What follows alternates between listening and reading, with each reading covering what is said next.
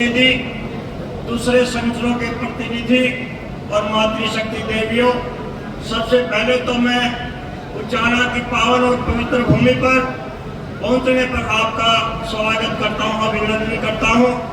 वैसे तो ये 4 मुद्दे जिसमें सभी खापों ने अपने विचार व्यक्त करे हैं कि मैं कहना चाहता हूं कि भारत संस्कारों और संस्कृति का देश है।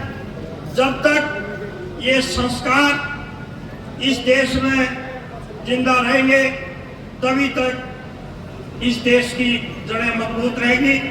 और ये संस्कार और संस्कृति की रक्षक यदि कोई है तो वो खाप पंचायतें हैं। और बड़ी खुशी की बात है कि अब तक सरपंचों के बारे में एक गलत धारणा थी कि ये तो ग्रांट लेते हैं और उनको लगाते हैं, दूसरे काम करते हैं। लेकिन पहली बार सरपंच एसोसिएशन ने खाप पंचायतों के साथ रह करके एक बहुत अच्छा निर्णय लिया है।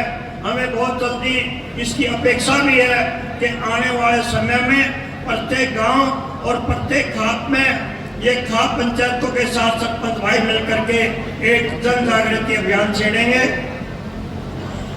हमारे जो मुख्य मुद्दे थे वो सभी साथियों ने बता दिए कि पहले हर गांव में चाचे ताऊ दादे भाई रहा करते, लेकिन आज जो परिपाटी चल रही है उसमें तो उनकी जगह साले बड़ो ये मामे फूफे पैदा हो जाएंगे।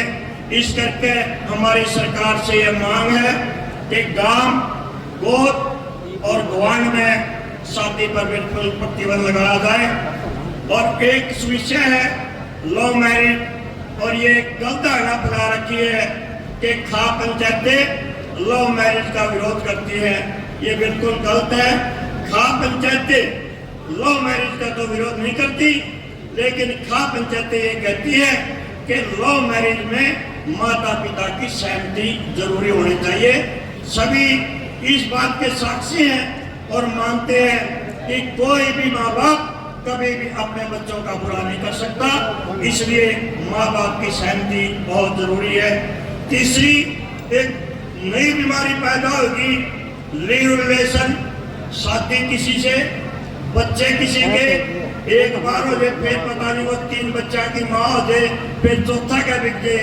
इसमें सोचने वाली बात यह है कि वे जो बच्चे 3-3 जगह पर पैदा होंगे, कौन उनके तो बाप का नाम देगा, कौन उनको शिक्षा देगा, कौन उनको संपत्ति में से अधिकार देगा।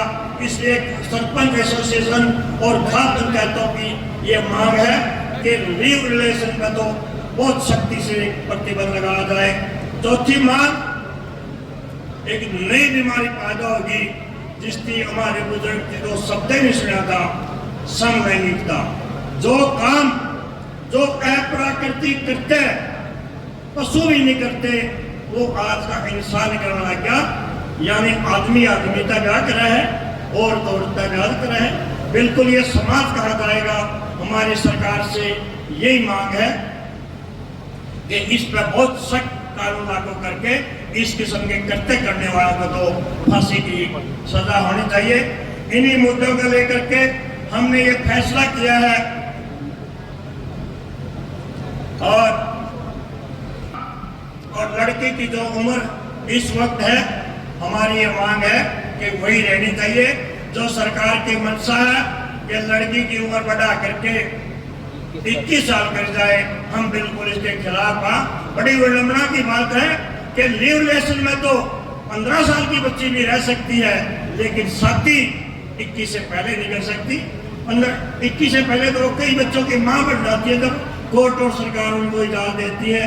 साथ में जो हमारे गायिका साथी है, हमारी समूल समाज की तरफ से उनसे मांग है कि वो सभ्य और समाज में जागृति पैदा करने वाले गाने गाएं। इसी उपलक्ष्य में आज गोस्वामी जी को और भाई रामधन गोस्वामी और ईश्वर छात्र को खाप पंचायतों ने उनके सभ्य जो संगीतकार है, संगीत वो गाने गाते हैं, उनके लिए सम्मानित किया है।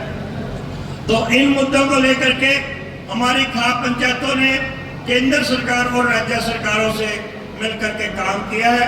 लेकिन हमारी ये धारणा है कि जब तक ये समाज जागरूक नहीं होगा तब तक ना सरकार जो कहेगी और ना कोई और काम। इसलिए हमने फैसला किया है कि 28 सितंबर तक प्रत्येक गांव में ये खाद पंचायतें अपनी अपनी मीटिंग करेंगी ताकि ये समाज जागरूक हो, और जब समाज जागरूक होगा तो सरकार पे दबाव बढ़ेगा।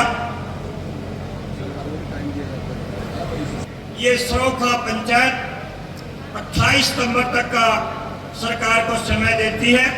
एक और दिक्कत आती है इसमें, केंद्र सरकार ये कानून बनाओगी और केंद्र सरकार की मजबूरी है कि उत्तर भारत के और दक्षिण भारत के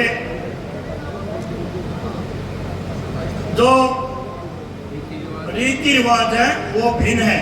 लेकिन इसके लिए रास्ता है कि प्रत्येक राज्य सरकार एक कस्टमरी लॉ लागू कर सकती है जो हमारी परंपराएं हैं उसको मान्यता दे।